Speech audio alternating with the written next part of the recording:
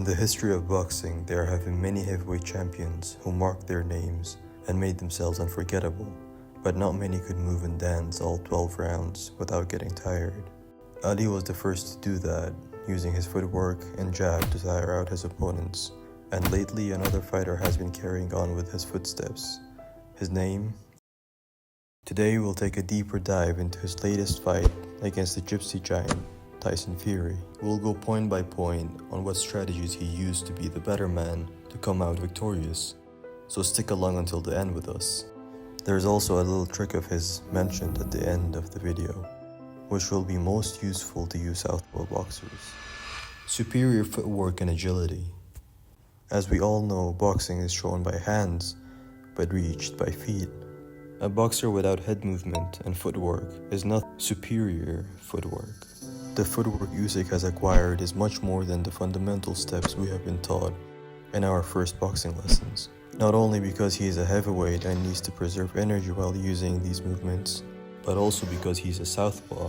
The way he steps and creates angles is totally contrary to the basic orthodox type of movements we have been taught. This didn't only allow him to get out of bold or heavy shots of Fury, but also create angles of his own for offense.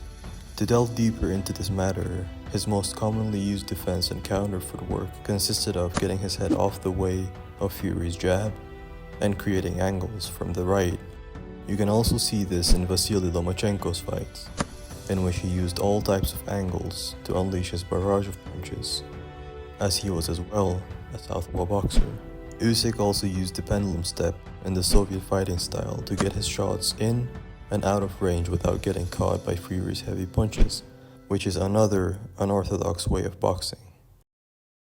And although many may disagree on how different the Ukrainian style of boxing may be, the old Soviet teachers of boxing didn't only train the nowadays Russian fighters, but also the old Soviet states, which consisted of many other states, including the country Ukraine. Before moving on to the next point, another yet basic but most crucial ability of his is also worth mentioning: his head movement. Again, contrary to the common thought slips and jabs, Usyk's way of head movement and slips are different. He uses a high European guard to defend, but also uses that while slipping any straight shots, especially jabs. This ensures that even if he gets caught by another shot along the way of slipping, he can still defend himself. Counterpunching. Although Usyk may not be seen as a counterpunching fighter, such as the likes of Mayweather and Canelo Alvarez, most of his shots that caught the Jolly Giant Tyson Fury off guard were indeed his counterpunches. His most used slip and straight punch can be seen all throughout the fight, disrupting Tyson Fury's rhythm. He waited on Tyson to commit to his punches, then caught him off guard with a counter. This can be well seen in the 9th round of the match, which almost had Tyson Fury knocked out. This had a huge psychological impact on Fury. If you ask why, and get a return every single time without landing a punch can be mentally tiring. This wasn't only a reflexive maneuver, but also depended deeply on Usyk's IQ. You can basically link them for counters. Before digging into details, there is no need to mention the amount of courage and confidence you need to have to face off someone 31 pounds heavier and 6 inches taller than you in the ring. Usyk was clearly depending solely on his skills, not his power. It is not a sport of only strength, but also skills and tactics.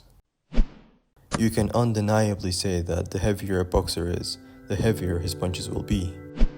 This doesn't necessarily mean the bigger you are, the harder you will punch, but for professional boxers, yes it does. The mental toughness we are mentioning here is his resilience and his stiff back, even after getting hit by Tyson's punches, which each probably weigh the same as getting hit in the head with a 20-pound dumbbell. This can evidently be seen in the 6th round as Tyson catches Usyk off guard with a right uppercut, leaving him wobbling and running until the end of the round. But Usyk was there with not only a strategy, but most importantly a plan to win the undisputed heavyweight title of the world. He also had a plan with his team that he mentions later on in an interview. He says, "My corner told me that even if hell is unleashed upon you, you stick to the plan." Це все напрацьовка. В мене ж тренер в углу, команда, яка говорить, як рухатись.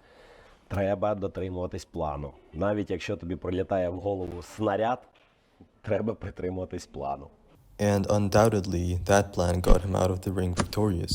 If you've stuck along this far, I suggest you subscribe for better and more detailed videos like this. At the end of the video, I will mention what his strategy may have been, but I would like to know what game plan you think was his strategy to win. Stamina and endurance. Hello, welcome to my gym. For this point, we'll have to step outside the ring to see how it carried Usyk to victory.